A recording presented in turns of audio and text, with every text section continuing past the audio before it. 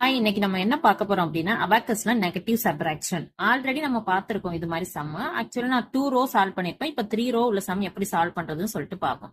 So இதுல first sum என்ன இருக்குன்னு பாருங்க. 55 இருக்கு. சோ 55னா என்ன பண்ணுவோம், இங்க 5 இங்க 5 பண்ணுவோம். சரிங்களா? அடுத்து என்ன பண்ணுவோம், 23. அப்ப இங்க 2வும் இங்க 3யும் பண்ணிடுவோம். சோ அதுக்கு அடுத்து என்ன இருக்கு, -95.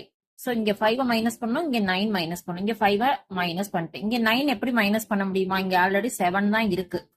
இங்க 7 தான் இருக்கு. சோ 9 மைனஸ் பண்ண முடியாது. அப்ப என்ன பண்றேன் அப்படின்னா, சோ இங்க ஒண்ணு நான் எக்ஸ்ட்ரா எடுக்கிறேன். சோ இது எத்தனாவது ரோன்னு பாத்தீங்கன்னா, இது 1 ஸ்ட்ராட், இது 10 ஸ்ட்ராட், இது 100 ஸ்ட்ராட். சோ 100 ஸ்ட்ராட்ல நான் ஒண்ணு எக்ஸ்ட்ரா எடுத்திருக்கேன். சோ அதே நான் இங்கேயும் ஒரு மெமரிக்காக இது 1 ஸ்ட்ராட்னு வச்சுக்கோ, இது 10 ஸ்ட்ராட்னு வச்சுக்கோ, 100 ஸ்ட்ராட்னு வச்சுக்கோ. சோ இதுல ஒண்ணு நான் எடுத்துக்கிறேன். சோ அதுக்கப்புறம் என்ன பண்றேன், நம்மளுக்கு என்ன 9 மைனஸ் பண்ணணும். அப்ப இங்க 10 மைனஸ் பண்ணிட்டு இங்க 1 ஆட் பண்ணிட்டேன். இப்ப நம்ம ஆல்ரெடி அங்கே மிரர் எடுத்தது பாத்தீங்கன்னா 100. சோ இங்க இருக்கிறது பாருங்க 83 இருக்கு.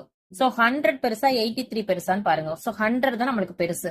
சோ 100 பெருசுங்கிறதுனால இதோட சைன் வந்து மைனஸ்ல தான் வரப்போகுது. ஏன்னா மிரர் எடுத்த நம்பர் தான் பெருசுங்கிறதுனால மைனஸ் போட்டுறணும்.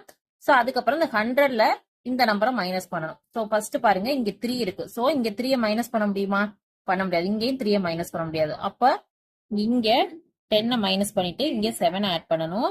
இது ஆப்போசிட் டைரக்ஷன்ல இதை சேஞ்ச் பண்ணிடணும். அடுத்து என்ன பண்ணணும், அடுத்து இங்க என்ன இருக்கு, 8 இருக்கு. சோ 8 இந்த இதுல மைனஸ் பண்ணணும். சோ இந்த ரோல 8 மைனஸ் பண்ணியாச்சு. ஆன்சர் என்ன இருக்கு, 1 7. சோ இதோட ஆன்சர் என்னது, 1 7. ஒன்னும் இல்ல, இந்த 100ல இருந்து 83 மைனஸ் பண்றோம், அவ்வளவுதான். சோ அதுதான் 17. சோ இதோட ஆன்சர் பாத்தீங்கன்னா 17. தேங்க்யூ.